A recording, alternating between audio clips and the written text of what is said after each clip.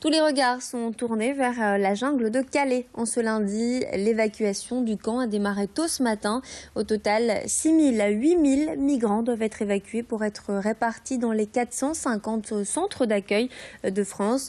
En ce moment, la situation de chaque migrant est étudiée pour les orienter au mieux. 2 régions leur sont proposées. Pour les mineurs, ils sont encore 1300 répertoriés dans la jungle. Ils bénéficient d'un traitement spécifique puisqu'ils ont le droit de rester 15 jours de plus à Calais en attendant de savoir si, oui ou non, ils peuvent aller en Angleterre.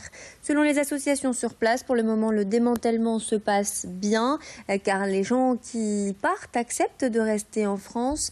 Mais la situation pourrait se compliquer en fin de semaine lorsqu'il s'agira de déloger les migrants qui ne renoncent pas à l'Angleterre.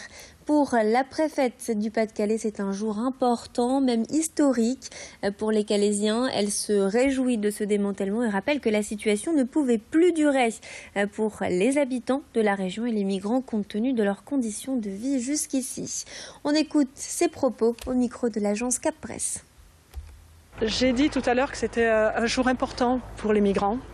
Je crois aussi, moi j'ai jamais oublié les Calaisiens qui ont toujours vécu, il y a une habitude à Calais des flux migratoires, mais ils ont vécu dans leur immense majorité avec beaucoup de dignité cette situation. C'est un jour important pour eux aussi parce qu'ils n'aimaient pas l'image qui était retransmise de leur ville à travers ce camp de migrants. Je crois que c'est important aussi pour eux, pour les Calaisiens et même au-delà, pour notre pays, pour la France. C'est important, l'opération doit être réussie aussi pour les Calaisiens.